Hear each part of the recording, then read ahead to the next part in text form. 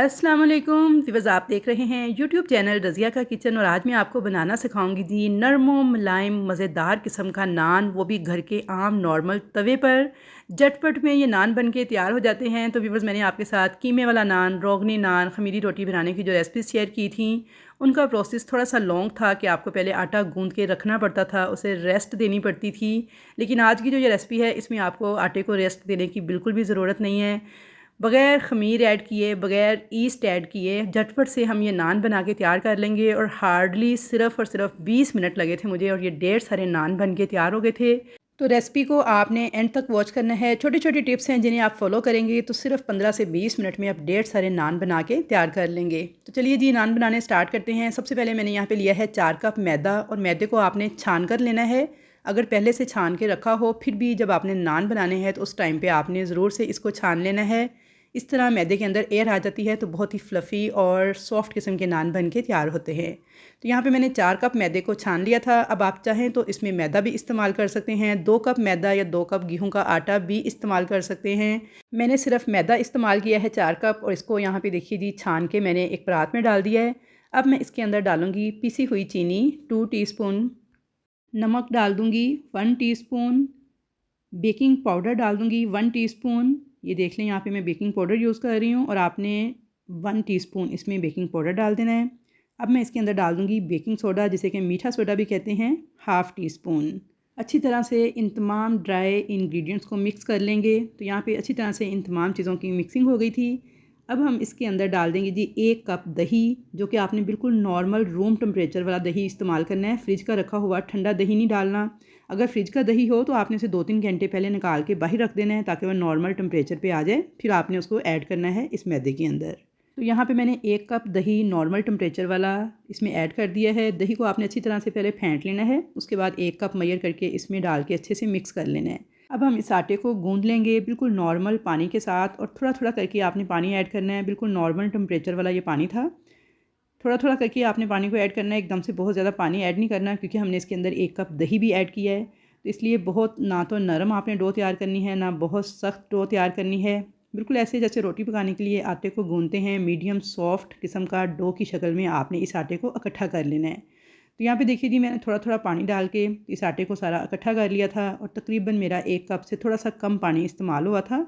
आप अपने मैदे की क्वालिटी के मुताबिक पानी ऐड कीजिएगा, क्योंकि कई दफ़ा पानी मैदा जो सा है वो ज़्यादा जज़ब करता है, और कई दफ़ा मैदा जो है वो कम पानी जज़ब करता है। तो यहाँ पे देखिए जी, मैंने इसको इकट्ठा कर लिया था बिल्कुल मीडियम सॉफ्ट सी डो की शक्ल में।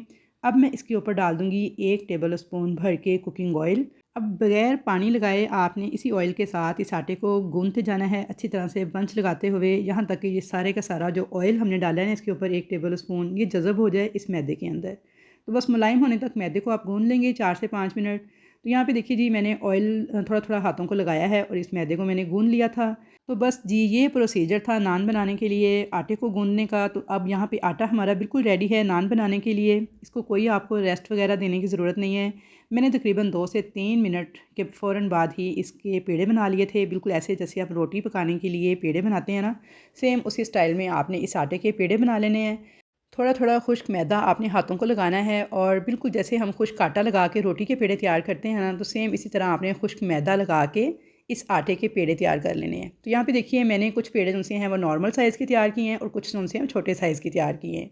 अब एक पेड़ा लेंगे, थोड़ा सा खुश्क आटा छिड़क के इसको फ्लैट करेंगे, और बेलन के साथ बिल्कुल हल्के हाथों के साथ ना आपने इसको बेल लेना है। बहुत ज़्यादा प्रेस नहीं करना, बस नॉर्मल सा इसको प्रेस करेंगे और इसे रोटी की शक्ल में बेल लेंगे।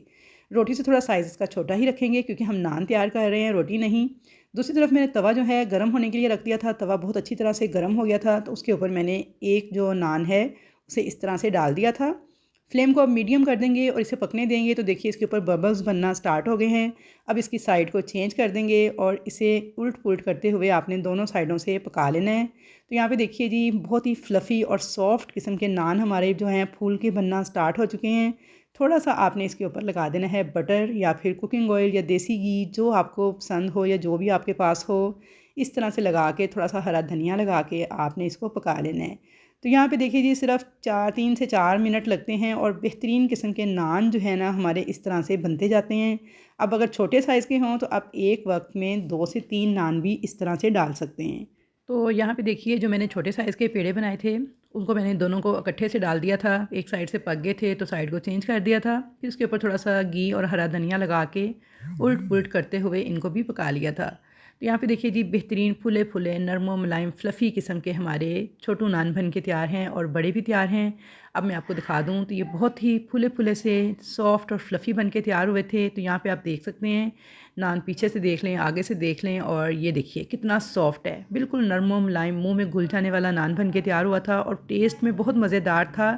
तो यहाँ पे मैं आपको तोड़ के भी दिखा देती हूँ इसके अंदर का टेक्सचर। तो ये देखिए बिल्कुल सॉफ्ट फुले फुले नरम मुलायम ये नान झटपट से बन के तैयार हो गए थे और खाने में बेहद मज़ेदार थे। अगर आप वीडियो देखते हुए यहाँ तक पहुँच गए हैं तो वीडियो को जल्दी से लाइक कर दें, चैनल पर नए हैं तो सब्सक्राइब कर दें, अच्छा सा एक कमेंट करके बताएं कि कैसी लगी आपको आज की ये रेसिपी। तो यहाँ पे देखिए जी, मैंने चनों के साथ इस नान को खाने के लिए सर्व किया था। चनों की रेसिपी जो है मेरे चैनल पे मौजूद है। तो ये वाइट चने बेहद मज़ेदार बन के तैयार होते हैं। तो व्यूअर्स, आप लोगों ने ज़रूर से इस रेसिपी को ट्राई करना है और मुझे फ़ीडबैक देना है। तो इंशाल्लाह ताला मुलाकात होगी आपके साथ एक अच्छी और नई रेसिपी के साथ। तब तक के लिए मुझे दीजिए इजाज़त। अल्लाह हाफ़िज़।